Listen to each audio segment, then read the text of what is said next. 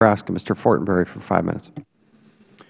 Well, thank you, Chairman Chaffetz, for extending me the courtesy of being able to speak here, and members of the committee as well. I'm grateful for the opportunity to participate in this difficult moment for many of the families here, but those of you as well who attend to these families. This is difficult for all of us. And first, let me extend my heartfelt sympathies to all who have lost loved ones through this tragic incident, and also commend Mr. Ridgell for something that I think he put very well. I hope that the outcome of this committee provides some measure of closure for all of those who have suffered so grievously.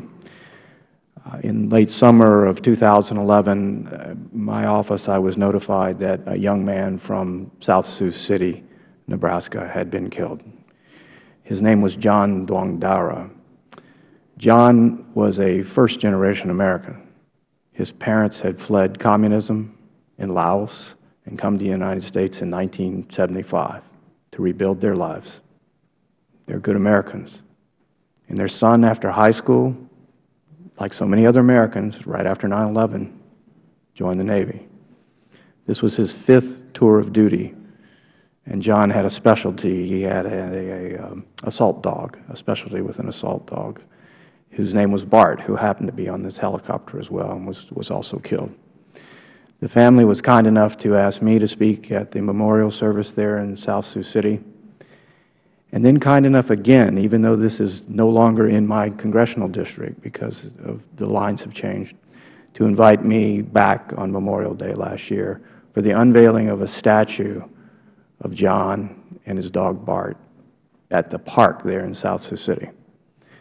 Now, those of you who are in the military and those of you who have lost a loved one, to know that all of your loved ones are honored in a particular special way, but to know John's story as well, and to have seen what I saw, the outpouring of support from that little small community there along the Missouri River called South Sioux City, should be uplifting to all of us as Americans.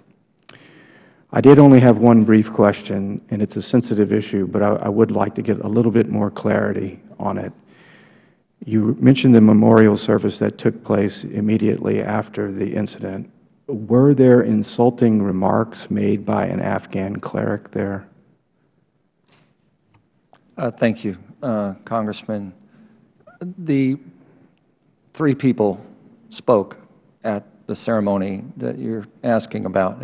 We call it it's a memorial service. The troops call it a ramp ceremony. We make a distinction in policy between ceremonies and services, but they call it a ramp ceremony, and they've been doing them the whole war. And it's an important, and if I may, I'll get to that. The question was asked earlier about why we do that.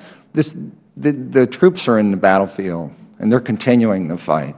They don't come back to see their loved comrades off. So that's their farewell.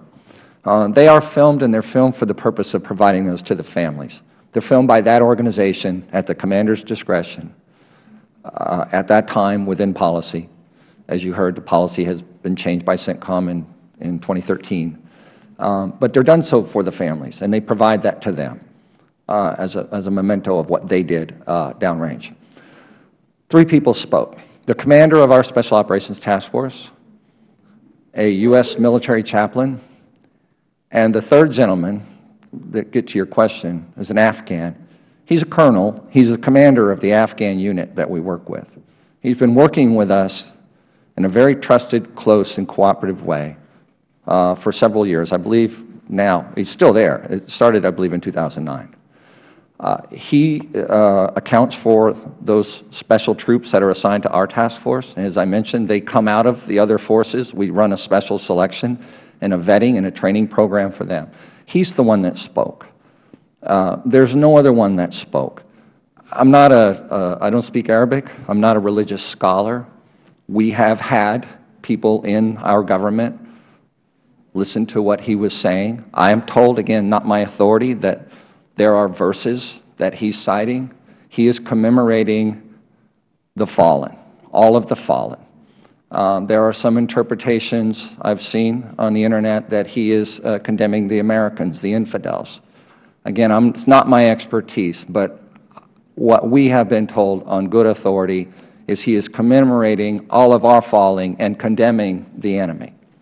But I understand things are subject to interpretation, sir, but that is who was speaking. And that was one of the points that I think was particularly sensitive, that was under public scrutiny about the entire incident. Mr. Chairman, again, thank you for the privilege of being with you during this particularly difficult hearing.